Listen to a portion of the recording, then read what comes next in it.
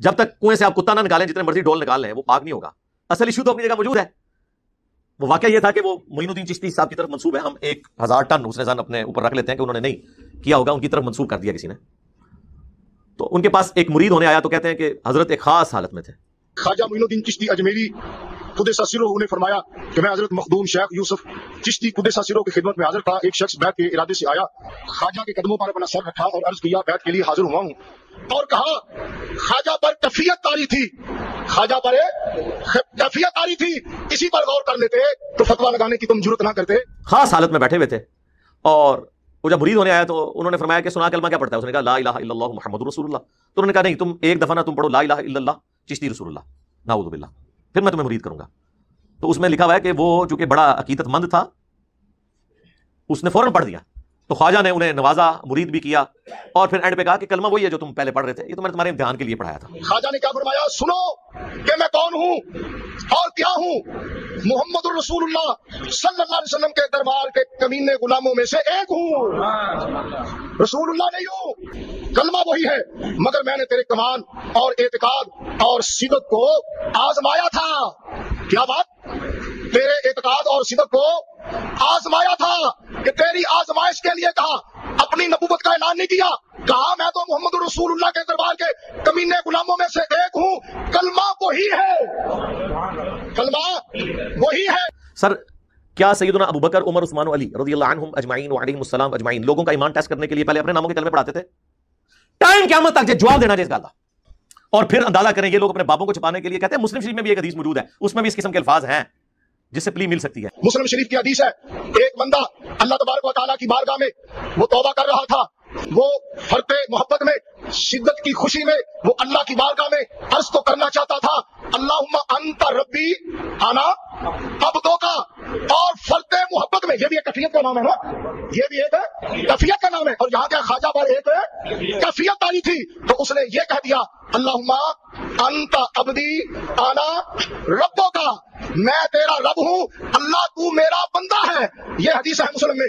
پھر انہوں نے ایک نئی چیز مارکیٹ میں لانچ کی. انہوں نے کہا کہ یہ جو چشتی لفظ ہے یہ تو بہت سالوں بعد یوز ہوا ہے.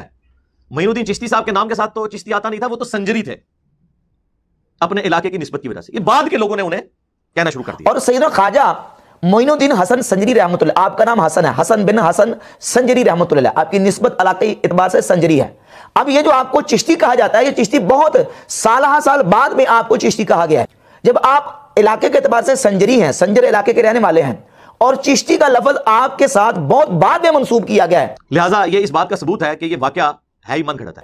تو اس سے یہ بات بالکل واضح ہوتی ہے کہ آپ کی زندگی میں آپ کا اپنے کسی مرید کو یہ کہنا کہ تم کہو لا الہ الا اللہ چشتی رسول اللہ، یہ چشتی کا لفظ جو ہے بتاتا ہے کہ یہ بعد میں کسی نے ان کی طرف منسوب کر دیا. یہ بات اور حکایت یہ درست نہیں ہے. اور پھر ہمارے بڑے بڑے صوفیہ اولیاء نے اور خود اعلیٰ حضرت امام اہل سنت رحمۃ اللہ علیہ نے اس چیز کی تردید کی ہے کہ اس طرح کی باتیں ان کی طرف بالکل غلط منسوب کی گئی ہیں، یہ درست نہیں ہے. انہوں نے چھوٹے سے بیان دلوایا، چھوٹا پکڑا گیا. چھوٹا ایسے پکڑا گیا کہ کئی سال پہلے اہل حدیث کے ساتھ مناظرہ ہو رہا تھا، اس میں بڑوں کے ساتھ یہ چھوٹا بھی بیٹھا ہوا تھا، اور اہل حدیث نے سبا سنابل سے، فوائد السالکین سے، حشد بحث سے چشتی رسول اللہ کا واقعہ پیش کر کے ان کے اوپر تان کی. اور اس وقت ان کے بڑوں نے یہ نہیں کہا کتاب تبدیل ہو گئی ہے، انہوں نے اس کی باطل تعویلات کی جن کا میں نے جواب دے دیا، کبھی شتیہات کے نام پہ، کبھی وہ خاص حالت کے نام پہ، کبھی مسلم شریف کی حدیث پیش کر کے. اور یہ چھوٹا پیچھے بیٹھا ہوا نعرے مارا تھا سبحان اللہ. خواجہ معین الدین چشتی اجمیری قدس سرہ نے فرمایا کہ میں حضرت مخدوم شیخ یوسف چشتی قدس سرہ کی خدمت میں حاضر تھا. ایک شخص بیعت کے ارادے سے آیا، خواجہ کے قدموں پر اپنا سر رکھا اور عرض کیا بیعت کے لیے حاضر ہوا ہوں. خواجہ پر کیفیت طاری تھی. یہ بات نوٹ کریں، مسلم شریف کی وہ حدیث نکال لیجیے کیا کہ خواجہ پر کیفیت طاری تھی. ان کی میں وضاحت ذرا بعد میں کرتا ہوں. اور پھر فرمایا کہ اگر تم کہو کہ لا الہ الا اللہ چشتی رسول اللہ تو میں تمہیں مرید کر لوں. چونکہ وہ شخص دھن کا پکا اور سچا تھا، اس نے فوراً اقرار کر لیا کہ خواجہ نے بیعت کے لیے اسے اپنا ہاتھ دیا اور اسے بیعت کر لیا. پھر فرمایا سنو میں کون ہوں. کوٹی صاحب یہ بات آپ کیوں چھوڑ گئے؟ اس لیے چھوڑ گئے کہ آپ نے خیانت کرنی تھی. خواجہ نے کیا فرمایا؟ سنو کہ میں کون ہوں اور کیا ہوں. محمد الرسول اللہ صلی اللہ علیہ وسلم کے دربار کے کمینے غلاموں میں سے ایک ہوں.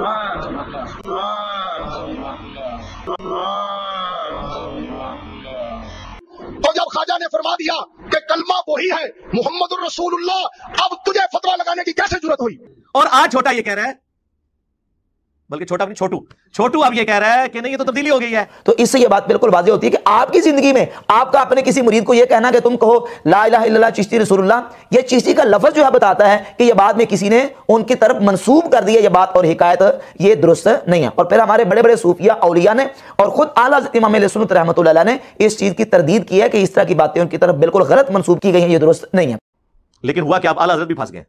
ہاں، اعلیٰ حضرت اس طرح پھنس گئے کہ فتاوی رضویہ میں اعلیٰ حضرت نے ایک کتاب کی تعریف کی ہے. اس کتاب کا نام ہے سبع سنابل. چشتی رسول اللہ 7 سنابل میں بھی نکل آیا. ہائے ہائے، اب تیرا کیا بنے گا؟ اعلیٰ حضرت صاحب